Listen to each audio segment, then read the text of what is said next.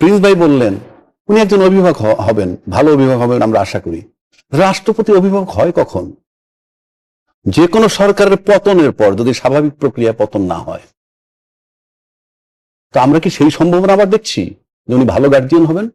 ভালো গার্জিয়ান রাস্তায় এলে সরকারের পতন হইতে হবে, যেমনি ভাবে শাহাবুদ্দিন সাহেব হয়েছিলেন। রাষ্ট্রপতির ভূমিকা কি শুধুই সরকারের পতনে? পতন ছাড়া তার তো অভিভাবকের দায়িত্ব পালনের সুযোগ নাই।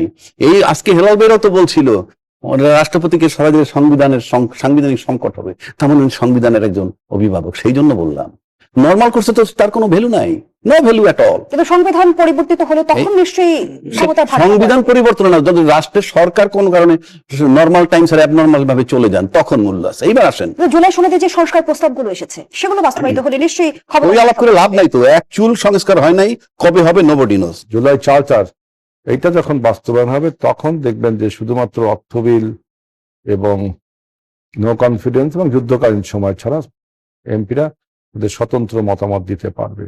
সেই মতামত যদি এখনো থাকে তাহলেও কিন্তু যেহেতু বিএনপির এখানে ভোটের সংখ্যা বেশি, সুতরাং আমরা বলতে পারি যে বিএনপি এই ভোটে জিতবে। কিন্তু গণতন্ত্রের যে সংস্কৃতি সেটা যে রক্ষা করা হচ্ছে 35 বছর পরে, এবং দুই দলই প্রার্থী দিয়েছে, এটা একটা ভালো দিক। দেশি বিদেশি নানামুখী ষড়যন্ত্র, ভূ রাজনৈতিক কারণে আমাদের কিন্তু নানা ধরনের সংকট উত্তরণ এখনো ঘটে নাই। আমরা আমার বিবেচনায় গণতন্ত্রের পক্ষে ন্যূনতম যাত্রা শুরু করেছি। তা সেই জায়গায় ওই ধরনের একেবারে দৃঢ় চেতা মানুষ দরকার আর কি। সেই বিবেচনায় অন্য সময় আর এই সময় এটা একটা গুরুত্বপূর্ণ। 3 জন লোক আলোচনায় আসছে, 2 জনে কিন্তু রেজাল্ট বলে দিয়েছেন কে প্রেসিডেন্ট হবেন। এই ভোটের মানে কি আছে? এবং বাংলাদেশের মতো একটা জাতির কাছে সবচেয়ে লেস ইম্পর্টেন্ট যেটা, সেটা হলো সময়। প্রশ্ন রাখতে চাই, যদি আমরা তর্কের খাতিরে ধরে নেই যে 70 অনুচ্ছেদে নির্বাচনে কার্যকর যদি না হতো তাহলে নির্বাচনের চিত্রটা কেমন হতো? ঠিক আছে, ভালো বলছেন। আমি এটা সেই দিকেই বলতাম, আপনি কোশ্চেন করে আরো করে দিয়েছেন। না ঠিক আছে, ওটা খুব ভালো হয়েছে। আমি ওই পয়েন্টটা আগে বলি। রাষ্ট্রীয়ভাবে বিবেক যা চায় সেই মতে সিদ্ধান্ত না নেওয়ার সুযোগ করে দেওয়াটা হইল 70 অনুচ্ছেদ। অ্যাডভোকেট আবু-হেনা রাজ্জাকী, আমরা দেখলাম যে রাষ্ট্রপতির নির্বাচনে এবার স্বতঃস্ফূর্তভাবে বিরোধী দলও কিন্তু প্রার্থী দিয়েছে এবং সরকারি দল থেকে তো প্রার্থী রয়েছেই। সেখানে আমরা দেখছি যে নির্বাচনের স্থগিত চেয়ে রিট খারিজ করা হলো, তারপর আবার নির্বাচনের তফসিল ও 70 অনুচ্ছেদ দিয়ে আদেশের বিরুদ্ধে আপিল করা হলো। যদিও অ্যাটর্নি জেনারেল জানিয়েছেন যে রাষ্ট্রপতির নির্বাচনে আইনি বাধা নেই, কিন্তু রিটের যদি আমরা তর্জমাটা বুঝতে চাই কি উদ্দেশ্যে? ধন্যবাদ আপনাকে এবং আমার 2 জন সহ-আলোচক আর নিউজ 24 এর দর্শক শ্রোতা সবাইকে আমার শুভেচ্ছা। 3 জন লোক আলোচনায় আসছে, 2 জনে কিন্তু রেজাল্ট বলে দিয়েছেন কে প্রেসিডেন্ট হবেন। এই ভোটের মানে কি আছে?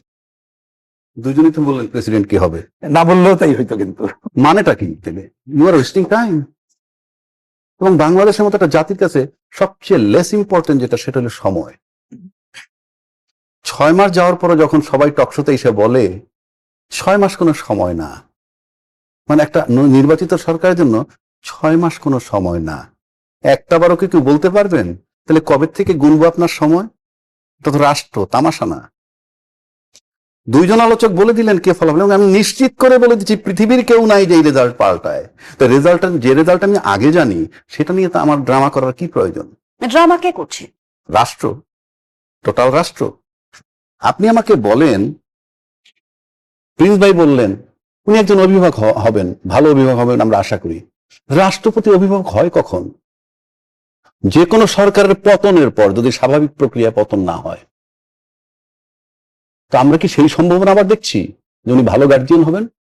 ভালো গার্জিয়ান রাস্তায় এলে সরকারের পতন হইতে হবে, যেমনি ভাবে শাহাবুদ্দিন সাহেব হয়েছিলেন। রাষ্ট্রপতির ভূমিকা কি শুধুই সরকারের পতনে? পতন ছাড়া তার তো অভিভাবকের দায়িত্ব পালনের সুযোগ নাই। এই আজকে হেলাল বেরাও তো বলছিল রাষ্ট্রপতিকে সরাসরি সাংবিধানিক সংকট হবে, তার মানে সংবিধানের একজন অভিভাবক। সেই জন্য বললাম নর্মাল করছে তো তার কোনো ভ্যালু নাই, নো ভ্যালু এট অল। কিন্তু সংবিধান পরিবর্তিত হলে তখন নিশ্চয়ই সংবিধান পরিবর্তন না, যদি রাষ্ট্রের সরকার কোন কারণে নর্মাল টাইম ছাড়া অ্যাবনর্মাল ভাবে চলে যান তখন মূল্য আছে। এইবার আসেন জুলাই সনদে যে সংস্কার প্রস্তাবগুলো এসেছে সেগুলো বাস্তবায়িত হলে নিশ্চয়ই ওই আলাপ করে লাভ নাই তো, এক চুল সংস্কার হয় নাই, কবে হবে নোবডি নোজ। এইবার আসেন 70 অনুচ্ছেদটা কি। রাষ্ট্রীয়ভাবে বিবেক যা চায় সেই মতে সিদ্ধান্ত না নেওয়ার সুযোগ করে দেওয়াটা হইল 70 অনুচ্ছেদ। আপনি মন যা চাইবে আপনি পারবেন না, এটাই 70 অনুচ্ছেদ নাম্বার 1। নাম্বার 2, বিবেক বিসর্জন দিয়ে রাষ্ট্রপতির পক্ষে ভোট দিয়ে আপনার সদস্য পদ টিকায় রাখতে হবে। এইটা হলো 70 অনুচ্ছেদ। কিন্তু আমি কিন্তু উল্টো ভাবে প্রশ্ন করি অ্যাডভোকেট আবহেনা রাজাকে, শেষ করি আমি। বিরোধী দল যেখানে প্রার্থী দিয়েছে যে তারা বলতেছি, কি আসলে ওখানে আসতেছি। জয়ের জন্য সরকারি দলের সংসদ সদস্য? আরে ভাই, আমি ওখানে আসবো তো, আমি ওখানে আসবো। তাহলে 70 অনুচ্ছেদ হলো আপনার বিবেক কাজে লাগাইতে পারবেন না, 1। 2, আপনার বিবেক বিসর্জন দিয়া আপনার সদস্য পদ টিকায় রাখবেন। এইটা হইল গণতন্ত্র, এইটা হইল গণতন্ত্র।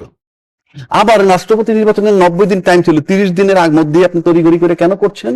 কারণ সামনে সংবিধান সংশোধনের একটা কমিটি হবে, এবং সংশোধন হলে রাষ্ট্রপতি যদি 70 অনুচ্ছেদ কোনো কারণে বাতিল হয়ে যায়, তারপর যদি নির্বাচন হয়, আপনি কঠিন ঝামেলায় পড়বেন। এইবার আসেন যে যেখানে বিএনপি সংখ্যাগরিষ্ঠতা রয়েছে, বিএনপি কি আসলে এই বিষয়ে শঙ্কিত হওয়ার কোনো কারণ আছে? 70 অনুচ্ছেদ আছে বলে, এবং বিএনপির যে সংসদ সদস্য মনে করবে আমি আমার সংসদ সদস্য পদ হারাইতে চাই না, সুতরাং ভোট অন্য জায়গায় যাবে না। কারণ আমরা তো দেখি একটা পদের জন্য কে কি করে, সেই কারণে বলছি। এখন আসেন আপনি, তারপরে আপনি বলতে পারেন যে তাহলে বিরোধী দলের প্রার্থী দিল কেন? বিরোধী দলের প্রার্থী কেন দিছে? বিরোধী দলের জোট থেকে কর্নেল অলি সাহেব, তার দল হলো এলডিপি, তাকে চুজ করছে। তার ব্যাপারে যে আপনি কতগুলা কথা বলেন, উনি একজন মুক্তিযোদ্ধা, কোনো সন্দেহ নাই। উনি একজন বীর বিক্রম, কোনো সন্দেহ নাই। উনি জিয়াউর রহমান সাহেবের টয়েসি ছিলেন, কোনো সন্দেহ নাই। এই সব বিষয়গুলো যে আপনি রোল প্লে করেন, তাহলে কোনো সন্দেহ নাই। হেলাল ভাই মুক্তিযুদ্ধের পক্ষের শক্তি, প্রিন্স ভাই মুক্তিযুদ্ধের পক্ষের শক্তি, আমি মুক্তিযুদ্ধের পক্ষের শক্তি, গোটা দেশ মুক্তিযুদ্ধের পক্ষের শক্তি। কিন্তু নির্বাচনে 2 জন প্রার্থীর একজন বীর বিক্রম, তাকে ভোট দেওয়ার সুযোগ আপনার নাই, এবং আপনি মুক্তিযোদ্ধাকে কোনোভাবে পাস করাবেন না। তো এখানে একটি প্রশ্ন রাখতেই চাই অ্যাডভোকেট আবহেনা রাজাকে, জামায়াত একজন মুক্তিযোদ্ধাকে প্রার্থী করে জামাত বলছেন কেন? আপনি 11 জন জোটের। আমরা যদি 71-এর প্রসঙ্গে আসি, কোনোভাবে দায় মুক্তি পেতে চাইছেন কে? জামায়াত ইসলামী। আপনি কিসের ভিতরে কি ঢুকাইতেছেন? জামাতের দায় মুক্তি মানে কি? আপনি বলছিলেন যে একজন মুক্তিযোদ্ধাকে প্রার্থী করেছে। আমি বলছি যে মুক্তিযোদ্ধাকে প্রার্থী করছে, আমরা যখন মুক্তিযোদ্ধার পক্ষের শক্তি, সেটার কারণে আপনার রেজাল্টটা কি হয়? আপনি একটা চিত্র পাবেন যে কিন্তু মুক্তিযোদ্ধা জামায়াত প্রার্থী ইসলামী তো ব্যর্থ। এইবার আগামী যে 71-এর দায় হয়েছে তাদের স্বাধীনতা। আরে আমি সেটাই বলছি, খালি প্রশ্ন করলে তো হবে না। জামাত ইসলামের এই যে প্রশ্ন আনেন, মনে হয় কি যে আমি উত্তর দিব কেন? আচ্ছা, তারপরেও দিচ্ছি। আপনি একজন সচেতন নাগরিক হিসেবে উত্তর দিবেন। বেশ, জামাতে ইসলামের মাপ চাওয়া উচিত, কিংবা ক্ষমা চাওয়া উচিত। টকশোতে এসে অনেক সাহেবরা বলছেন, আমি একমাত্র লোক বলছি কেন? আপনি এসে মাপ চাইলে, জাতির কাছে মাপ চাইলে মাপ করে দেবেন কেন? 30 লক্ষ লোক নাকি হত্যা হয়েছে, 2 লক্ষ মা বোনের ইজ্জত গেছে, এটা মাপের কি তামাশা নাকি? বরং পক্ষান্তরে যারাই সেখানে বলে, তারা তার জামাতের সহায়তা করে। কেন? আপনি বিচার চাইবেন। কি প্রিন্স ভাই, 30 লক্ষ লোক মারছেন, 2 লক্ষ মা বোনের ইজ্জত গেছে, আপনি তারে মাপ চাইলে মাপ করে দিবেন মানে কি? আমি আবারও বলছি, জামাতের বিরুদ্ধে এই কমপ্লেন কি রাজনৈতিক কমপ্লেন না রিয়েল কমপ্লেন? রিয়েল কমপ্লেনের বিচার করেন, তামাশা না রাষ্ট্র। আমি কি বুঝাতে পেরেছি? আমি যেই জায়গায় প্রশ্নটি রাখতে চাই যে জামায়াত ইসলাম, আপনি বলছিলেন যে রাষ্ট্রপতি নির্বাচনের ফলাফল সবার জানা, নিশ্চিত পরাজয় জেনে বিরোধী দল কেন প্রার্থী দিয়েছে? তারা কি আসলে একজন মুক্তিযোদ্ধাকে প্রার্থী করার মধ্য দিয়ে কোনোভাবে দায় মুক্তি করতে? দায় মুক্তি না, বার্তা দিচ্ছে। বার্তা দিচ্ছে যে মুক্তিযুদ্ধের বিষয়টা মুখে মুখে, না না, মুক্তিযুদ্ধের বিষয়টা মুখে মুখে, প্র্যাকটিক্যালি নয়। তাহলে তো মুক্তিযুদ্ধ পাস করবে। তারা কিন্তু সেই কমিটিকে প্রত্যাখ্যান করেছে। কারা? সংবিধান সংশোধন কমিটির কথা বলছি। আর সংবিধান সংশোধনে আপনি যাবেন কেন? গেলেই কি না গেলেই কি? তাহলে আপনি যত মতই দেন, 251টা সিট তো তাদের আছে। এখানে কি আলাপ করতেছি আমরা? বরং তারা পুনরায় নিতে পারে কিনা পটাইয়া টটাইয়া একটা বৈধতা নেওয়ার জন্য, যে এই সংশোধন কমিটির মধ্যে বিরোধী দল ছিল। গেলেই কি না গেলে কি? আপনি কেন লেট হচ্ছে কেন? যে কোনো সংশোধন আপনি পারেন, যে কোনো আইন আপনি পাস, দেরিটা হচ্ছে কেন? কারণটা কি? রাষ্ট্রের টাইম আপনি এভাবে নষ্ট করতে পারেন না। যেখানে ভোটের অধিকার খর্ব করে দিছে, আপনার চিন্তা করার অধিকার খর্ব করে দিচ্ছে যে অনুচ্ছেদ, সেইটা বহাল থাকার পর আপনার টাইম। বিএনপির পক্ষ থেকে বলা হয়েছে স্ট্যান্ডিং কমিটির দায়িত্ব ছিলেন, আজকে আমাদের প্রধানমন্ত্রীদের রাষ্ট্রপতি কাকে দিবেন মনোনয়ন ঘোষণা করে দিলেই তো হয়। সেকেন্ড থটের কিছু নাই তো এখানে। প্রার্থী দিয়েছে, কিন্তু সংবিধান সংশোধন কমিটিতে আবার ভোট হবে প্রকাশ্যে, ভোট হবে প্রকাশ্যে, ভোট হবে প্রকাশ্যে। অর্থাৎ কে ভোট দিচ্ছেন কাকে, এটা প্রকাশ্য। সেই প্রক্রিয়া তো অনুসরণ করা হয়েছে। কি এটা? আমি বলছি এটা কি? এটা কি ইলেকশন? আমি এইটা জানতে চাই। ধন্যবাদ জানাচ্ছি অ্যাডভোকেট আবহেনা রাজ্জাকি। আজিজুল বাড়ি হিলাল, যে প্রশ্নটি অ্যাডভোকেট আবহেনা রাজ্জাকি রেখেছেন, সেই প্রশ্নটি আপনার কাছে নিয়ে আসতে চাই। খুবই populist, do not take it otherwise. I don't want to undermine and critics you. মানে উনি কিন্তু একজন অ্যাঙ্কর, এখন আমার সাথে বক্তব্য দিচ্ছেন। ভাই একটা খুব জনপ্রিয় কথা বলছেন যে উই আর ওয়েস্টিং টাইম, কিন্তু বাই ডিফল্ট একটা কথা আছে, বাই ডিফল্ট আপনি বাংলাদেশে 91-এ আমার পার্লামেন্টারি ফর্ম অফ গভর্নমেন্টে গেছি। তা পার্লামেন্টারি ফর্ম অফ গভর্নমেন্টে পৃথিবীর এমন একটা দেশ দেখাতে পারবেন না যেখানে এই পদ্ধতিতে নির্বাচন হয় না। এখন যেহেতু ওই যে বললাম বাই ডিফল্ট, হেলাল ভাই আমার ভাই, আমি একটা কথা বলি, আমি তো এখানে তো দ্বিমত নাই, কিন্তু আপনার দলীয় ভাবে কি আমরা আস্থার সংকটে ভুগি যে আমার প্রার্থী অন্য কাউকে ভোট দিতে পারে, সেজন্য এটা তো পৃথিবীর কোন না। দেশে আছে এই 70 অনুচ্ছেদ? না, সেটা তো আমি বলছি, আমি এটাও বলছি যে আপনি বলছেন যে we are wasting time, we are not wasting time, we are maintaining A procedure. আমরা একটা প্রসিডিওর মেইনটেইন করছি। আমি বলছি যেহেতু দেখেন দ্বিমত হচ্ছে যে আজকে আপনাদের যখন যে বার কাউন্সিল নির্বাচন হয় তখন যদি আপনাদের কোনো প্রতিদ্বন্দ্বী প্রার্থী না থাকে আপনি কিন্তু আগের থেকে বলতে পারেন না যে আমি জিতে গেছি। ওই নির্বাচনে যে সিস্টেম থাকে সেই স্কুল যে আপনাকে মানতে হয়। তা আমাদের যেহেতু এটা পার্লামেন্টারি সিস্টেম গভর্নমেন্ট, সুতরাং প্রেসিডেন্ট নির্বাচন হবে ইনডাইরেক্ট ভোটে। তা আমরা বলছি যে আমি আর প্রিন্স ভাই যেটা বলতে চেষ্টা করি, যেহেতু এখানে বিএনপি ভার্সেস বিরোধী দলের ভোটের সংখ্যা আমাদের অর্ধেকেরও কম, 3 ভাগের 1 ভাগ। সুতরাং আমি বলছি যে বাই ডিফল্ট আমরাই জিতছি।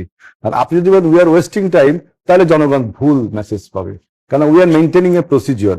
এখন আছেন 70 আর্টিকেলে। অ্যাডভোকেট আবুহিনা রাজাকে কিন্তু আরেকটি প্রসঙ্গ যুক্ত করেছে যে 70 অনুচ্ছেদের সংখ্যা থেকে আপনারা তড়িঘড়ি করে রাষ্ট্রপতি নির্বাচনের পথে হাঁটছেন। 70 আর্টিকেলসে অনুযায়ী আমাদের এমপিদের কিছু বাইন্ডিংস আছে, সেইটা জুলাই চার্টারে চেঞ্জ করে আপনাদের ওই যে প্রিন্স ভাই আর আমি যেটা বললাম যে আপনার অর্থ বিল আর ওইটা নো কনফিডেন্স এবং জরুরি অবস্থা, এইগুলোর সময় আপনার দলীয় সিদ্ধান্ত নিতে হবে, কিন্তু আর সবগুলো ফাঁকা। কিন্তু যেহেতু জুলাই চার্টার এখনো ইমপ্লিমেন্ট হয়নি, কিন্তু এবার দেখেন উনি যেটা বললেন যে এখানে ক্যান্ডিডেটটাকে প্রিন্স ভাই খুব সুন্দর করে বলছেন যে মির্জা ফখরুল ইসলাম আলমগীর একজন মুক্তিযোদ্ধা, কর্নেল অলিও একজন মুক্তিযোদ্ধা। মির্জা ফখরুল ইসলাম আলমগীর একটা বৃহৎ রাজনৈতিক দলকে দীর্ঘদিন নেতৃত্ব দিয়ে গণ অভ্যুত্থানে বিজয় লাভ করেছে, দলকে ঐক্যবদ্ধ রেখেছে। পাশাপাশি দেখেন কর্নেল অলি আহমেদ আপনার freedom fighter turn into a রাজাকার। হিসাব করে দেখেন, ফ্রিডম ফাইটার টার্ন ইনটু রাজাকার। আমি এই কথাটা এই জন্যই বললাম, তিনি একসময় আমাদের দলেরই নেতা ছিলেন, স্ট্যান্ডিং কমিটি নেতা ছিলেন। আমি এই জন্য বললাম আমাদের দল 2001 সালে যখন পার্লামেন্ট নির্বাচন করি, আমাদের তখন নির্বাচনী ঐক্য হচ্ছে জামাত ইসলামের সাথে। লোহাগাড়া এবং চন্দনাইশ এই আসনটা আমরা একটা জামাত দিয়েছিল, একটা বিএনপি কর্নেল অলি ভাইকে দিয়েছিলাম। অলি ভাই এমন বক্তব্য দিল যে রাজাকারের সাথে আমরা নির্বাচনী ঐক্য করেছি, এবং তিনি আমাদের এই কথা না মেনে বিএনপিকে অনেক কথাবার্তা বলে উনি নিজে ওখানে প্রার্থী হলেন। উনি চেয়েছিলেন যে উনি একটা দাঁড়াবেন, ওনার ওয়াইফ একটা দাঁড়াবেন, বুঝছেন। বিএনপি যখন রাজনৈতিক নির্বাচনী ঐক্য যেহেতু হয়েছে, সেহেতু একটা জামাত পেয়েছে, একটা বিএনপি পেয়েছে, তখন গালি গালাজ করে উনি দল ছেড়ে চলে গেলেন, নিজের দলও গঠন করলেন। তাহলে এমন একজন প্রার্থীর সাথে একজন নিরেট ঝানু এবং বিশ্বাসী রাজনীতিবিদ, সেখানে বিএনপি বা ইভেন এনসিপির ভোটটা অলি ভাই পাবে কিনা আমার সন্দেহ আছে। পলিটিক্সে একটা কথা আছে যে there is no last word in politics. Oli ভাইয়ের জন্য একটা কথা খুবই প্রযোজ্য, যে in politics there is no permanent enemy and permanent but there is a permanent interest. Oli ভাই কিসের স্বার্থে যে জীবনের শেষ বয়স হয়তো বলতে পারবে আমি বাংলাদেশের প্রেসিডেন্ট প্রার্থী ছিলাম। আমি ছোট্ট করে প্রশ্নটা আপনার কাছে রাখতেই চাই, 2 লাইনে যদি আপনি উত্তরটা দেন। হেলাল বলেছেন যে একজন মুক্তিযোদ্ধা শেষ পর্যন্ত রাজাকারে পরিণত হলো। আমি সেটাই বুঝতে চাচ্ছি। অলি সাহেব তো এলডিপির আছে, এখনো ওনারা 11 দলীয় জোটে আছে। আচ্ছা, যদি জামাতে যোগ দিলে কেউ জোট করে, তাহলে যদি হয়ে যায়, রাজাকার হয়ে যায়, অলি ভাই নিজেই বলছে, আমি 2001 সালে আমি আপনার সাথে ডিবেট করছি, তাহলে এই যে বিএনপি যখন জামাতের সাথে যখন মন্ত্রণালয় নিল 2টা, তখন কি বিএনপি রাজাকার হয়ে না? এটা বিএনপি কি বলছে তখন রাজ্জাকি ভাই যে আমরা রাজাকার? আমি প্রশ্ন, কিন্তু অলি ভাই তো বলছে, অলি ভাই বলছে কেন আমরা, আমি অলি ভাইয়ের কথায় যাচ্ছি না, আপনি যেটা বললেন এখানে। না, আমি অলি ভাই যে অলি ভাই টার্ন ইনটু জামাত, অলি ভাই তো বলছে যে আমার রাজাকারের দল বিএনপি কেন ঐক্য করেছে 2001 সালে, কেন আমাকে সিট দেয়নি। আমি ওই কথাটাকে বলছি, ওইটাকে আসছি। ওই সময় তো অলি ভাই ছিল, সেই জন্য তো বললাম অলি ভাইয়ের কথায়, অলি ভাইয়ের কথায় ছিল। অলি ভাই হিসাব করছে কোনটা, আমরা বিতর্ক করছি যে বিএনপির সাথে যখন জোট করে 2টা মন্ত্রণালয় নিয়ে পতাকা নিয়ে ওড়ার পরও বিএনপি রাজাকার হয় নাই, তাহলে আমি জামাতের সাথে জোট করে রাজাকার তো হব না, যেহেতু অতীতের রেকর্ড তাই বলে। অতীতে তো তিনি বলছেন যারাই যাবে তারাই রাজাকার। ওইখান থেকে তো শিখছে যে না, জোট বাঁধলে রাজাকার হয় না। আইডিওলজি অলিভার কথা না, জোট বাঁধলে রাজাকার হয় না। তাহলে অলিভার কোনো যদি পার্মানেন্ট জোট বাঁধলে রাজাকার হয়, তাহলে 2001 থেকে 6 পর্যন্ত কি আমরা রাজাকার ক্ষমতায় ছিল? আমি প্রশ্নগুলোর উত্তর খুঁজবো আমরা। আমি বলছি বিরতির যে সময় হচ্ছে, কর্নেল আমি ওলি বিরতি নিয়ে নিজেই এসে বলছে। আলোচনায় ফিরছি। দর্শক, জনতন্ত্র গণতন্ত্রের আমি তো রিপোর্ট admit বিরতি করছি। নিচ্ছি, সাথেই থাকুন। আবারও আমন্ত্রণ, দেখছেন নিউজ 24 এর নিয়মিত আয়োজন জনতন্ত্র গণতন্ত্র, নিবেদন করছে আরআইসিএল স্টিল। আমরা আবারও ফিরছি আলোচনায়। আগের অংশে আলোচনাটা যেখানে থেমেছিল সেখান থেকেই শুরু করতে চাই। এবার একটু রহিন হোসেন প্রিন্স, আপনার কাছে মতামত নিতে চাই। যেমনটি অ্যাডভোকেট আবহিনা রাজাকে প্রশ্ন রেখেছিল যে জোট বাঁধলে কি রাজাকার হয়? না দেখেন, আমি ওই তর্কে যেতে চাই না, কিন্তু এই কথা পরিষ্কার করে বলি যে একজন মুক্তিযোদ্ধা, যিনি মুক্তিযুদ্ধর তার একটা রাজনৈতিক বিষয় ছিল, এটা মনে রাখতে হবে যে পুরো পাকিস্তানের যে শাসন শোষণ স্বৈরাচারী ভূমিকা, তাকে নাকচ করে দিয়েই আমরা কিন্তু নতুন একটা রাষ্ট্রের জন্য সশস্ত্র সংগ্রাম করলাম 24 বছর ধরে লড়াই সংগ্রামের পরে এসে। তার যারা বিরোধিতা করেছে এবং তারা, এটা তাদের পলিটিক্যাল ডিসিশন, এবং খালি বিরোধিতাও করে নাই, তারা অনেকে হত্যাযজ্ঞের সাথে জড়িত, মানবতা বিরোধী অপরাধে তাদের বিচার হচ্ছে।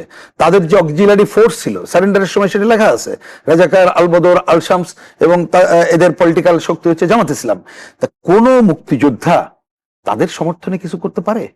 যদি কোনো মুক্তিযোদ্ধা, আমি মুক্তিযুদ্ধের কথা বলছি, তার সমর্থনে কিছু করে, তাহলে জনগণই চিন্তা করবে যে আদৌ মুক্তিযোদ্ধার ওই জায়গাটা তার বলার নৈতিক অধিকার থাকে কি থাকে না। আপনি কাগজে কলমে তো বাদ দিতে পারবেন, কাগজে কলমে তো বীর বিক্রম বাদ দিতে পারবেন না, উনি মুক্তিযোদ্ধা নাও বলতে পারবেন না, আমি সেটা না বলতেও চাচ্ছি না, কিন্তু নৈতিকভাবে এই জায়গাটা থাকে না।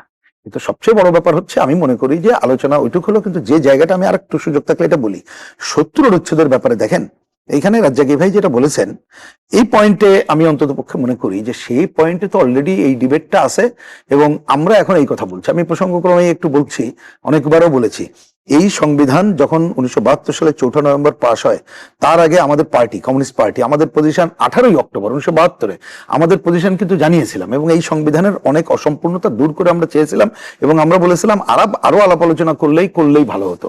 কিন্তু তারপরেও যেটা হয়েছে, বিভিন্ন সময়ের সংশোধনীগুলো আসছে, এবং বাম জোটের পক্ষ থেকে বলে দিই, আমি শুধু সিপিবি না, আমাদের পজিশন, আমাদের যে দফাগুলো আছে, তা আমরা তো 70 অনুচ্ছেদে পুরো উন্মুক্ত করারই পক্ষে, মানে উঠাই দেওয়ারই পক্ষে। তারপরেও ঐক্যবদ্ধ আলাপ আলোচনায় যেটা আসছে যে ঠিক আছে, এইখানে আস্থা ভোট এবং অর্থ বিল, এই দুইটা বাদে মানে এই দুইটা রেখেই 70 অনুচ্ছেদ ওপেন করা দরকার, আমাদের দ্বিমত নেই। বিএনপি বললাম যে এর সাথে আরো দুইটা করছে, দেখা যাক তারা পার্লামেন্টে কতটুক করে।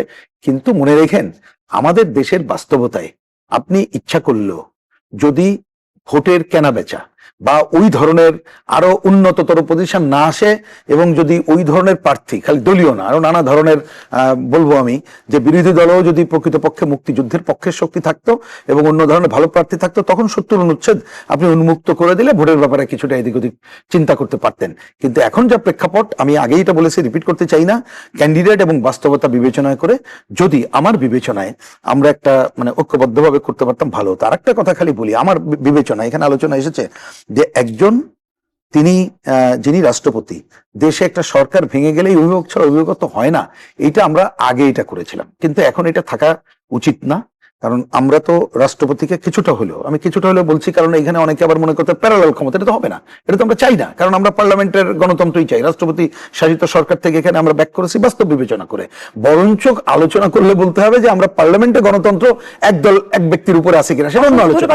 সেই জায়গায় খালি আমি মনে করি নিশ্চয়ই যিনি রাষ্ট্রপতি হবেন আগামীতে, তিনি সব সময় রাষ্ট্রের একটা অভিভাবক কাজ করেন। 30 সেকেন্ড একটু সময় নেই। দেখেন, আমরা এই যে বিদেশি চুক্তি নিয়ে কথা বলি না, বিদেশি চুক্তি তো রাষ্ট্রপতির কাছে যায়, আমরা ঐক্যমত্যের আলোচনায় করেছি, এই আলোচনাগুলো গেলে উনি পার্লামেন্টে আনার কথা এখনো সংবিধানে আছে, নতুন আলোচনা হয়েছে, যে কোনো চুক্তি করলে সেটা পার্লামেন্টে রেকটিফাই করতে হবে। তো এই জায়গাগুলো অবশ্যই রাষ্ট্রপতি দেখা দরকার। সেই কাজগুলো করলেই আমি তো মনে করি যন্ত্রপক্ষে রাষ্ট্রের অভিভাবক হিসাবে দায়িত্ব পালন করা যাবে, এবং সেটা দরকার। ডপলার রিসার্চের জরিপে উঠে এসেছে, প্রধানমন্ত্রী তারেক রহমানের কাজে সন্তুষ্ট 66.3% মানুষ। কিন্তু আবার রাজনৈতিক বিশ্লেষকরা বলছে যে সরকার এক ধরনের রাজনৈতিক এবং অর্থনৈতিক চ্যালেঞ্জের মুখোমুখি। ধন্যবাদ। আমি এটা যদি এডমিটও করি, 66% তার লোক পক্ষে, ওকে, জরিপ যখন একটা করছে, 34% তার বিরুদ্ধে, সেটাও মাথায় রাখতে হবে। সিম্পল উত্তর। এবার আসলে আমি ওনার কয়েকটা জবাব দিই। আমাকে একটা জিনিস বলেন তো, নির্বাচন যখন আহ্বান করে নির্বাচন কমিশন, তখন জামাত আবেদন করে কিভাবে? রাজাকার, মুক্তিযুদ্ধের বিপক্ষের শক্তি, এই দেশের বিরোধী শক্তি, রাষ্ট্র অ্যালাউ করে কেন তাকে? এখন নিষিদ্ধ করি নাই আমরা এই কারণে। নিষিদ্ধ করা হয়েছে, আদালত কিন্তু আবার তাকে ফেরত দিছে। তো আপনি, আমি কি রাষ্ট্র মানবো না রাষ্ট্রের আইন মানবো? কি মানবোটা কি? আপনাকে তো বলতে হবে। আপনি রাজনৈতিক দলের বৈধতা পায় কিভাবে সে? আমি তো বুঝলাম না। শেখ হাসিনা 16 বছর ক্ষমতায় ছিল, তার আগে আমাদের বিএনপির বেগম খালেদা জিয়া 3 বার প্রধানমন্ত্রী 10 বছরে। এত কিছুর পর তার এই বৈধতা কোথায় থাকে তার? আমি তো বুঝলাম না। ঠিক গুরুত্বপূর্ণ আলোচনা। কেন আপনি তার বৈধতা কিসের? সেই ইলেকশনে নমিনেশন সাবমিট বাতিল করা করা হচ্ছে হচ্ছে। ডেমোক্রেসিতে অনুযায়ী। বাতিল করা। আপনি একদিকে তার রাজাকার, না, সেটা বলতেই হবে। আর আওয়ামী লীগ, আমি একটা কথা বলি। আপনি তো রাষ্ট্রের না, না, জন্য না। ভয়ানক ক্ষতিকারক রে ভাই। আমি এই জিনিসটা আমি জানতে চাই, যারা রাষ্ট্রের জন্য ক্ষতিকারক, রাষ্ট্রের দেশ মানে না, যার দেশ মানে না, হ্যাঁ, এটা ঠিকই। এই রাষ্ট্রের জন্মের বিরোধিতা কথা করছে, হ্যাঁ। তাদেরকে যদি আপনি হেলাল ভাই এখানে বসে বলেন গণতন্ত্র, তাহলে ওইটা কথাটা কেন বলবেন আপনি? আমার প্রশ্ন, তাকে কেন সব দল ঐক্যমত হয়ে তাকে বাদ দিলে সে উঠবে কিভাবে? আমি তো আর ঠিক বুঝতে পারি না কেন তার দরজাটা আপনি বন্ধ করতে পারেন না? বহুদলীয় গণতন্ত্র আমার দরকার নাই। আমি না, বহুদলীয় গণতন্ত্র, হিজবুত তেহরি, আরো কি কি আছে, ওই যে কারা সন্ত্রাস করে, কারা নিষিদ্ধ ইসলামী সংগঠন করে, মাঝে মাঝে গ্রেফতার করে 2 জন 4 জন, মানে কি তাহলে এটা? এত বড় সন্ত্রাসী দলটা, স্বাধীনতার বিপক্ষের শক্তি, দেশ জন্মের বিরোধিতার দলটা এখনো আছে, যাদের কিনে আপনারা মন্ত্রী বানান, জোট করেন, তাদের কিনে ফ্ল্যাগ উড়াই দিতেছেন গাড়িতে। অতীত পাপের কথা বলা যাবে না। না, আদি পাপ শোনেন, আমি তো দ্বিমত করছি না। পাপ করেছে, সে পাপের কথা আমরা মুসলমান আমি বুঝলাম না, বলি না। আমি- আদি পাপ তো কেউ ভাই আমি মাপ চাই আপনি, মানে আমি আপনার মাপ চাচ্ছি না। আমি তো আদি অপরাধ যারা, সেই অপরাধীর সাথে ধরেন আপনি এমন একজন অপরাধী আপনার জীবনের সাথে হ্যাঁ। আপনার সাথে আছে, আপনি তার জিন্দেগিতে তার সাথে হাত মিলাইবেন না, আপনি জীবনভর তার দূরে থাকবেন। সমাজ বিচ্ছিন্ন মানুষ তো হতে পারছে না। তাইলে আপনি একদিকে না, এটা শুনুন, তো- শুনুন, দেখেন আপনি, আদালত তাকে নিবন্ধন ফেরত দেয়, নির্বাচন কমিশন নমিনেশন পেপার গ্রহণ করে, বাছাই পর্ব থাকে, জনগণ ভোট দেয়। এই যে 68টা সিট পাইলো, কতটা লোকে ভোট দিচ্ছে, কত পার্সেন্ট?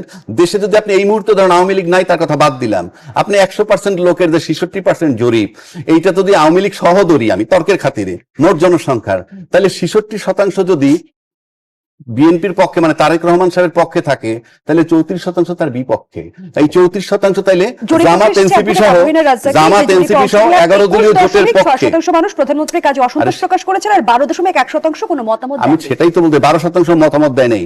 বাকি যারা আছে তারা তাহলে বিরোধী জোটের সমর্থক আপনি ধরবেন, সরকার বিরোধী থাকলে।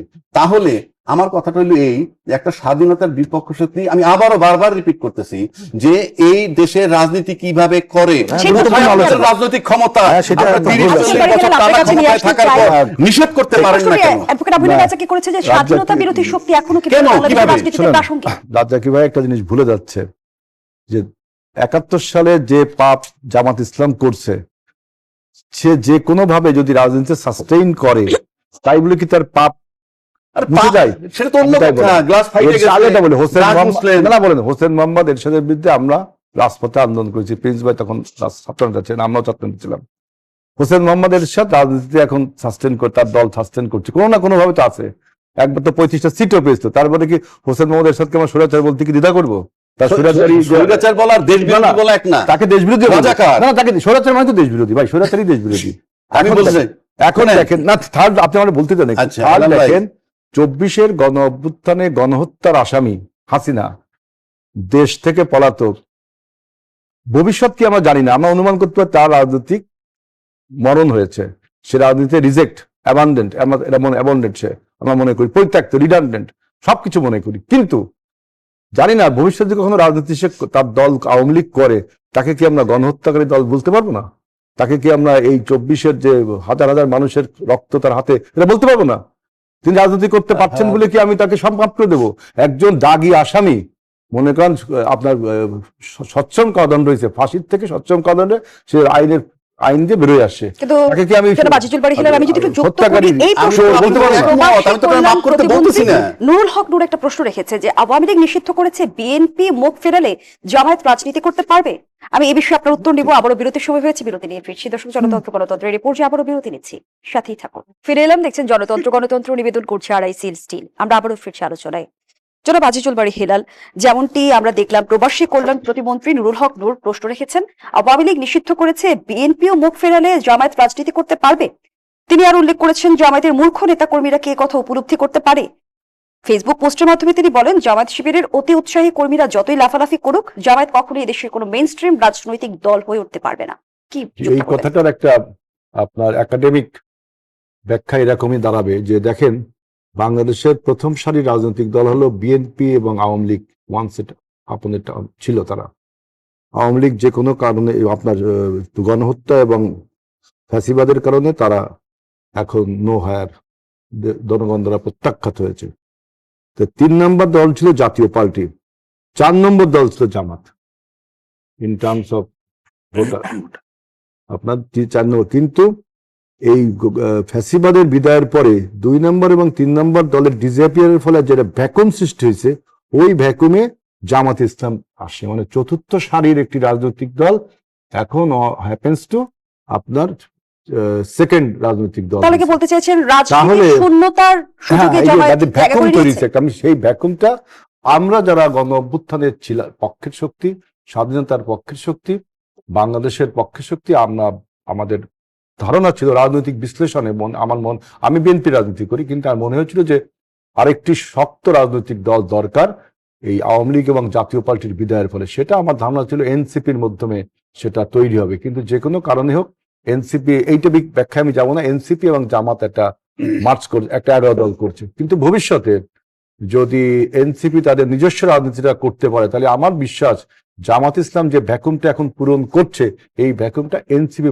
পূরণ করবে। তখন জামাত কিন্তু আর মেইন স্ট্রিমের রাজনীতি থাকবে না। অসংখ্য ধন্যবাদ জানাচ্ছি এইটা জনাব আমার আজিজুল একটা বারী ব্যাখ্যা। হেলাল। জনাব রহিন হোসেন প্রিন্স, এর আগে অ্যাডভোকেট আবু হেনা রাজাকেও প্রশ্ন রেখেছিল যে স্বাধীনতা বিরোধী শক্তি কিভাবে বাংলাদেশের রাজনীতিতে এখনো প্রাসঙ্গিক।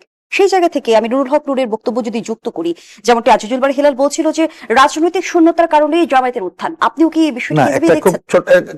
ছোট করে উত্তর এটা। প্রথমে এটা খুবই কারেক্ট যে তাদের মুক্তিযুদ্ধে যে ভূমিকা, বাংলাদেশের রাজনীতি করার অধিকার থাকা উচিত না, আমরা এখনো এটা মনে করি, কথা বারবার বলছি। কিন্তু এবার মনে রাখেন, ওই যে তারা আসলো কিভাবে, প্রথমে তো কিছুটা না সুযোগ দেওয়া হয়েছে। আরেকটা মনে রাখতে হবে, মুক্তিযুদ্ধের সময় 100% লোক তো আর এইদিকে ছিল না, তার বিরোধী শক্তি ছিল, তারা তো আছে। ওই যে ভোটের কথা হেলাল সাহেব বললেন, যে ভোটটা একটা, যেহেতু তাদেরকে যখন ভোটের সুযোগ দেওয়া হয়েছে একটা আছে, সুতরাং আছেই তো, সেটা ফুলে ফেপে উঠেছে।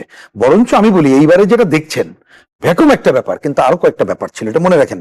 এবং সেটা আপনি সেই দোষ আমাদেরকে দিতে পারেন যে বিকল্প মুক্তিযুদ্ধের অন্য শক্তি আপনারা তো বিকল্প হতে পারলেন না। আমি সেটা গ্রহণ করার পক্ষে, যে এই ধরনের বিকল্প আর একটা শক্তি, নীতিনিষ্ঠ শক্তি না হওয়াতে সুযোগ নিয়েছে। কিন্তু ভোটে শুধুমাত্র ভ্যাকুম বললেও আমার বিবেচনায় কারেক্ট হবে না, এটা আরো মূল্যায়ন হচ্ছে। দেখা যাবে যে পরিমাণ টাকার খেলা ভোটে তারা করেছে, যে পরিমাণ ওই যে বিশেষ জায়গার টিকিট বিক্রির তারা করেছে, হ্যাঁ, মানে এই ধরনের ঘটনাবলী এবং মানুষের কাছে, এটা মনে রাখেন। আর বাইরেরও নানা ঘটনা ছিল, একটা প্রচার যেটা 111-এর ধারা, যে প্রচলিত রাজনীতিগুলো ফেল করেছে, একবার তাদের দেখলে কি হয়, এমন একটা হাইপ তারা তোলার কাজটা করতে পেরেছে, গুপ্ত থেকে সুপ্ত থেকে বট বাহিনী দিয়ে, নানাভাবে একেবারে ক্যাশ টাকা। বললাম তো, টাকার খেলা একটা কল্পনাতীত।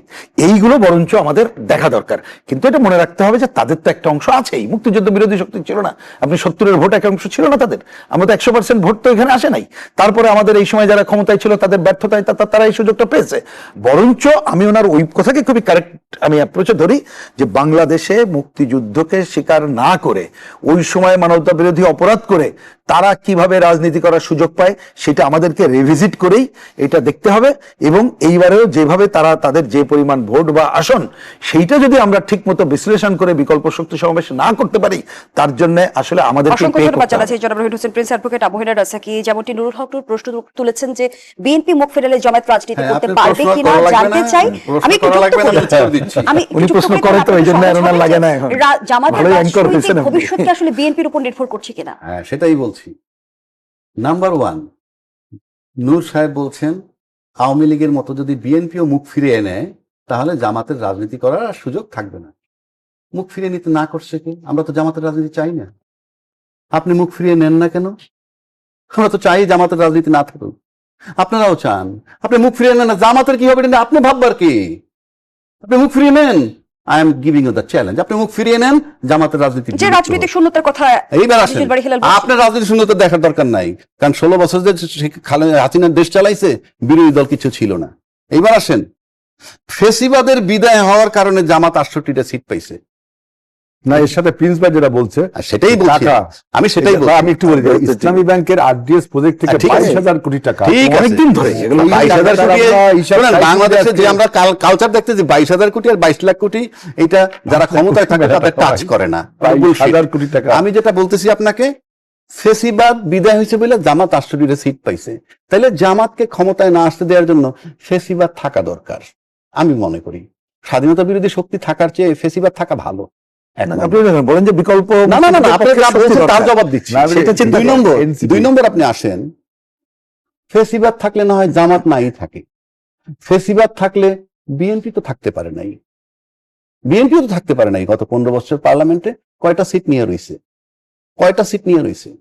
তাহলে ফেসিবাদ না থাকলে বিএনপিও ক্ষমতায় থাকে, ফেসিবাদ না থাকলে জামাত তো বেশি আসন পায়। সেটা গত তাইলে 17 এখন বছর, যদি তার আগে আপনি জামাতের আসন কমাইতে হয়, তাহলে ফেসিবাদ দরকার, এই বিষয়ে অথবা যুক্ত করতে অথবা আপনি হেলাল। অথবা বিএনপির দরকার জামাতের কাছ থেকে মুখ ধন্যবাদ ফিরিয়ে জানাচ্ছি নেওয়া, অ্যাডভোকেট আবু হেলাল তাহলেই তো মনে করেন বিলুপ্ত শোনেন, হয়ে যাবে। 2008 সালে যখন বাংলাদেশ বিরোধী ষড়যন্ত্র হয়, 2007 সালে 111 ফলে এই বাংলাদেশ বিরোধী ষড়যন্ত্র, এটা একটা লম্বা আলোচনা। সেইখানে আমরা 29টা সিট পেয়েছিলাম, যে নির্বাচন বাংলাদেশের এই যাবৎকালে সবচেয়ে মতলববাদী নির্বাচন। ইভেন 24, 18, 14 এই যে বিনা ভোট, রাতের ভোট, মাফিয়া ভোট, এইসব ভোটকেও হার বানাইছে 2008 সালের নির্বাচনটা। তখন থেকে যে ফ্যাসিবাদের উত্থান, মানে স্বৈরাচারের উত্থান, পরে ফ্যাসিবাদ, পরে মাফিয়া, সেই সময়ও কিন্তু বিএনপি রাজপথে আন্দোলন করে গেছে। এবং আমরা সর্বশেষ 18-র যে মতলববাদী নির্বাচন, আমাদের সমস্ত সিট 8-10 জন লোক আমাদের এমপি হয়েছিল, তাই না? তোমার আগে বিএনপি ফ্যাসিবাদের আমলেও ফাইটটা দিয়েছে। অথচ এই যে জামাত যে কত বড় ফ্যাকুলিটেটিভ ক্যারেক্টার, মানে সুবিধাবাদী ক্যারেক্টার, দেখেন ফ্যাসিবাদের আমলে তারা নির্ঝঞ্ঝাট 23 অক্টোবর 28 অক্টোবর 23 সালে তারা আপনার কলেজের সামনে, ওই যে নটরডেম কলেজের সামনে প্রোগ্রাম করলো, আমাদের প্রোগ্রামে ক্র্যাকডাউন হলো। মানে এস্টাবলিশমেন্টের সাথে জামাতের সবসময় একটা মাখামাখি ছিল। যখন 86-এ যখন এরশাদ ছিল ক্ষমতায়, তখন কেউ নির্বাচনে গেল না, যেহেতু আওয়ামী লীগ দল মারলো, জামাত তো দল মারলো। অসংখ্য ধন্যবাদ তার মানে জানাচ্ছি establishment এর সাথে জনাব আজিজুল ultimately বাড়ি হেলাল। বিকল্প আপনি একটা যদি শক্তি এক লাগবে। মিনিট আমি এক সেকেন্ড একটা বলি, জি, জি, এই আলোচনায় যেটা আসলো, আপনি মুক্তিযুদ্ধ বাংলাদেশ এইটাকে তো মানতেই হবে, উপায় নেই। তাহলে যতক্ষণ না পর্যন্ত যারা ক্ষমতায় আছে বা অন্যরা, এইখানে আপনি একটা বিকল্প মুক্তিযুদ্ধের পক্ষে অন্য নীতিনিষ্ঠ শক্তির উত্থান না ঘটতেছে, ততক্ষণ পর্যন্ত এই পেইন আমাদেরকে নিতে হবে অ্যাডভোকেট আবু হেলাল এই রিজভী। মুক্তিযুদ্ধ বিরোধী শক্তির কাছে। জামাতের সাথে হেলাল ভাই যেটা বললো, জামাতের যে প্রশাসনের একটা অংশের সক্ষতা, জামাতের এস্টাবলিশমেন্টের প্রশাসন, এস্টাবলিশমেন্ট, সরকার, আচ্ছা এস্টাবলিশমেন্টের সাথে সক্ষতা, জামাতের সাথে বিএনপির সক্ষতা, এই দুইজন মন্ত্রী বানানো হইলো। আবার জামাত বিএনপি যেবার নির্বাচন করলো, সেখানে জামাত 68টা সিট পাইলো। আবার নুরুল হক নুরু বললো বিএনপি মুখ ঘুরাইলে জামাত বিলুপ্ত হয়ে যাবে। তো এই জামাত বিলুপ্তটা যেহেতু সবাই চায়, আমি আজকে হেলাল ভাই প্রেজেন্সে বললাম বিএনপি অচিরেই জামাতের কাছ থেকে মুখ ফিরিয়ে নেক এবং তার বিলুপ্ত হোক। জনাব আজিজুল বাড়ি হেলাল, আপনাকে দিয়ে আলোচনাটা শুরু করি। বলছিলাম 35 বছর পর প্রতিদ্বন্দ্বিতাপূর্ণ নির্বাচন দেখতে যাচ্ছে দেশবাসী। সেই জায়গা থেকে যদি জানতে চাই, এবারের রাষ্ট্রপতি নির্বাচন কি গণতন্ত্রের নতুন যাত্রা নাকি আনুষ্ঠানিকতা, কিভাবে দেখবেন? দেখেন, আমাদের দেশের যে প্রেসিডেন্ট নির্বাচনটা, যেহেতু এটা একটা পার্লামেন্টারি সিস্টেম, সুতরাং প্রেসিডেন্ট পদটা অনেক গুরুত্বপূর্ণ, আবার সেরিমনিয়াল অনেকটা, তাই না? এখন সেখানে ভোটার সংখ্যাও নির্ধারিত একদম। আমরা আগের থেকে বলতে পারছি যে কোন ক্যান্ডিডেট বেশি ভোট পাবে। সেই হিসাবে বিএনপি যেহেতু 216টা, তার সাথে যোগ হবে হলো আপনার 36টা, 251টা ভোট। তার মধ্যে হয়তো দেখেন আমাদের 2জন এমপি এই পর্যন্ত অ্যাবসেন্ট, চিকিৎসার জন্য বাইরে আছেন। সুতরাং আমাদের 249টা ভোট আউট অফ 350 তো রয়ে গেছে। আর বাদ বাকি যে 100, সেটার মধ্যে দেখেন আপনার স্বতন্ত্র প্রার্থী আছেন, তারপরে এনসিপি এবং জামাত, দ্যাট মিনস 11 দল, স্বতন্ত্র প্রার্থীরা 11 দলের মধ্যে। সুতরাং আমরা নির্দ্বিধায় বলতে পারি যে এবার এটা প্রতিদ্বন্দ্বিতামূলক নির্বাচন না, কিন্তু গণতন্ত্রের জন্য একটা গুরুত্বপূর্ণ, যে গণতান্ত্রিক উপায়ে পার্লামেন্টের এমপিদের ভোটে নির্বাচিত হচ্ছে। এখন আপনি প্রতিদ্বন্দ্বিতাপূর্ণ করার জন্য 70 আর্টিকেলস এর কথা অনেকে বলে। 70 আর্টিকেলস অনুযায়ী আমাদের সরকারি দল বা বেসরকারি দল যাই বলেন, তারা তাদের প্রার্থীর বাইরে ভোট দিলে ফ্লোর ক্রসিং আমি দেখলাম। কিন্তু এবার আপনার যে জুলাই ৪ এইটা যখন বাস্তবায়ন হবে তখন দেখবেন যে শুধুমাত্র অর্থ বিল এবং নো কনফিডেন্স এবং যুদ্ধকালীন সময় ছাড়া এমপিরা ওদের স্বতন্ত্র মতামত দিতে পারবে। সেই মতামত যদি এখনো থাকে তাহলেও কিন্তু যেহেতু বিএনপির এখানে ভোটের সংখ্যা বেশি, সুতরাং আমরা বলতে পারি যে বিএনপি এই ভোটে জিতবে।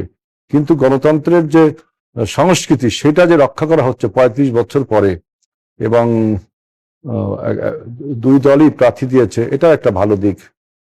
সুতরাং সব মিলিয়ে আমরা যে গণতন্ত্রের পথে উত্তরণ করেছি এবং গণতন্ত্রের পথে আমরা যাত্রা করেছি, আমাদের যে গণতন্ত্র পুনরুদ্ধারের যে আন্দোলন, সে আন্দোলনের একটা সফল ধাপ হলো যে আমরা নির্বাচন করে প্রধানমন্ত্রী, সভা, প্রেসিডেন্ট এবং পার্লামেন্ট নির্বাচনগুলো হচ্ছে একটা স্বচ্ছতার ভিত্তিতে। এটাই আমাদের গণতন্ত্রের একটা জন্য আশীর্বাদ এবং আমাদের উন্নয়নের পথে একটা ভালো যাত্রা, গুড বিগিনিং আর কি।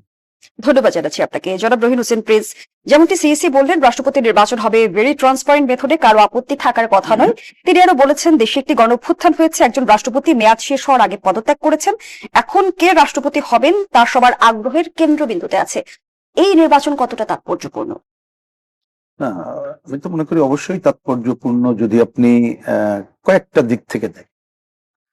একটা হচ্ছে যে আমাদের দেশে দীর্ঘদিন পরেই আমরা একটা নির্বাচনী পরিবেশ উত্তর জায়গায় আছি এবং আমাদের এই অর্থের নতুন প্রেক্ষাপটেই একটা রাষ্ট্রপতি নির্বাচিত হওয়া দরকার। এবং আমরা এটা খুশি হব যেমন ব্যক্তি রাষ্ট্রপতি নির্বাচন হবে যে যাকে মানুষ অন্ততপক্ষে একজন সজ্জন ব্যক্তি হিসেবে মনে করেন এবং একটা অসাম্প্রদায়িক মুক্তিযুদ্ধের পক্ষের মানুষ। রাজনীতির ডিফারেন্স থাকবে এবং সেক্ষেত্রে রাষ্ট্রের একটা অভিভাবকের ভূমিকা দীর্ঘ ইতিহাসের মধ্য দিয়ে এরকম একটা সজ্জন মানুষ যদি নির্বাচিত হয় এবং নির্বাচিত হওয়ার পরে তিনি যে পিরিয়ডটায় থাকবেন তিনি কতকগুলো যদি দৃষ্টান্ত স্থাপনকারী ভূমিকা রাখবেন বলে আমরা প্রত্যাশা করি। সেই কারণেই কোন ধরনের ব্যক্তি নির্বাচিত হচ্ছেন সেটা একটা গুরুত্বপূর্ণ প্রশ্ন। এটা এক। দ্বিতীয় বলবো যে আমরা এই যে পরিবেশ পরিস্থিতিতে আছি, আমার ব্যক্তিগত বিবেচনা এটা মনে রাখতে হবে, দেশি বিদেশি নানামুখী ষড়যন্ত্র, ভূ রাজনৈতিক কারণে আমাদের কিন্তু নানা ধরনের সংকট উত্তরণ এখনো ঘটে নাই। আমরা আমার বিবেচনায় গণতন্ত্রের পক্ষে ন্যূনতম যাত্রা শুরু করেছি। তা সেই জায়গায় ওই ধরনের একেবারে দৃঢ় চেতা মানুষ দরকার আর কি। সেই বিবেচনায় অন্য সময়ের এই সময় এটা একটা গুরুত্বপূর্ণ। অন্ততপক্ষে আমি দুইটা পয়েন্ট বললাম।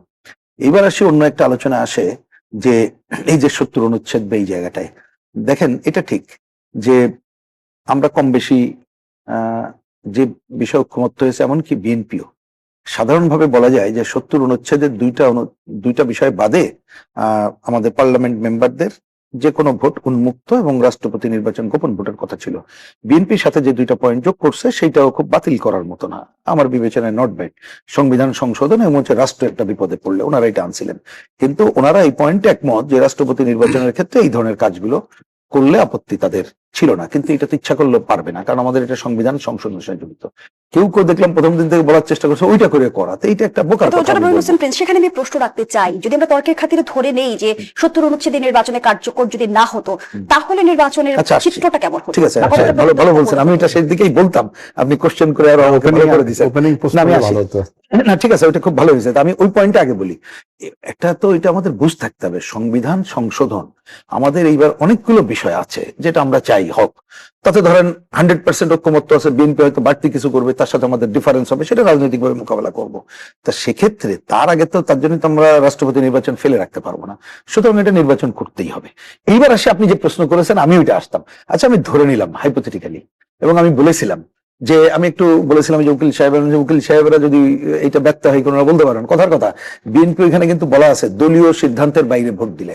তা কথার কথা, বিএনপি যদি এখন দলীয় সিদ্ধান্ত নেয় যাচ্ছে আমরা উন্মুক্ত করে দিলাম, ওই যে উনি বললেন অন কত 251 বলুন না, তার মধ্যে 2 জন বাদে আছে 249, ওনারা হয়তো উন্মুক্ত করে দিল। আচ্ছা ঠিক আছে, আমরা দলগতভাবে উন্মুক্ত করলাম, যারা খুশি তারা ভোট দিতে পারবেন, আমরা দলীয় সিদ্ধান্ত, সুতরাং কারোর যাবে না।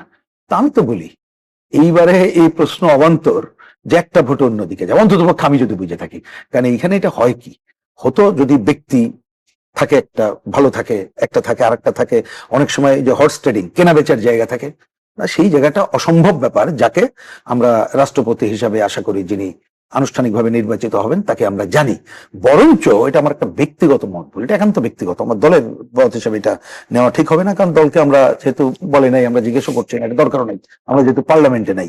আমার বিবেচনা আমরা এই রকমের যে একটা কি বলবো যে গণ অভ্যুত্থান উত্তর পর্যায়ে আমরা দেশে নির্বাচনের জায়গায় রাষ্ট্রপতির জায়গায় যাচ্ছি, এইটা যদি সবাই মিলে আমরা এমন একজনকে নির্বাচিত করতে পারতাম, তিনি যেমন মানুষ, অন্ততপক্ষে পার্লামেন্ট মেম্বাররা এক হয়ে যদি করতেন, আমার ব্যক্তিগত আকাঙ্ক্ষার কথা বলছি, এবং সেটা বাংলাদেশে বোধ হয় যে বিএনপি যাকে মনোনীত করেছেন মির্জা ফখরুল ইসলাম আলমগীর, ওনার অতীত কর্মকাণ্ড সব মিলাই টিলাই সেইটা আমাদের জন্য হয়তো বা একটা ভালো নিদর্শন হতে পারতো। কিন্তু আপনি গণতন্ত্রের কথা বলেই আচ্ছা ভোট হচ্ছে হোক, সেটা অন্য আলোচনা, সেটা তো নাকচ করার কোনো সুযোগ আমাদের নাই, নাও বলতে পারবো না। কিন্তু আমার বিবেচনায় সেইটা কিন্তু একটা, আমরা ওই যে বললাম যে এখনো পর্যন্ত গণতন্ত্রের পথে হাঁটার ক্ষেত্রে নানা ধরনের সংকট এগুলো নাই, আমি তা মনে করি না। তা সেই জায়গায় ওই রকম করতে পারলে, যেহেতু আমরা ওই যাত্রার জায়গাটায় আছি, হয়তোবা আমার ব্যক্তিগত বিবেচনায় এটা একটা ভালো নিদর্শন হতে পারতো। তা সেটা হয়নি, সেটা নিয়ে আমার কোনো কোশ্চেন নেই। আমি আশা করব, ওনার সুস্বাস্থ্য কামনা করব যিনি নির্বাচিত হবেন, এবং আমি আশা করব যে মানুষের যে মিনিমাম প্রত্যাশা, ওনার যতটুকু হিস্ট্রি আমরা জানি, সব তো আমরা জানি না, সেইটা উনি সেই ঐতিহ্য রক্ষা করে একটা রাষ্ট্রের অভিভাবকের দায়িত্ব তিনি পালন করবেন। আরেকটা কথা এই সুযোগে খালি বলে ভূমিকা শেষ করি, যে নিশ্চয়ই সংবিধান সংশোধনের ক্ষেত্রে রাষ্ট্রপতি এবং প্রধানমন্ত্রীর, কিছু রাষ্ট্রপতির এখন যা ক্ষমতা হয়তো কিছুটা বাড়ার জায়গা থাকবে, যদিও এটা বাড়া মানে এটা আবার মনে রাখা দরকার, আমাদের এটা সংসদীয় গণতন্ত্র, অফকোর্স এটার প্রধান হবে সংসদ।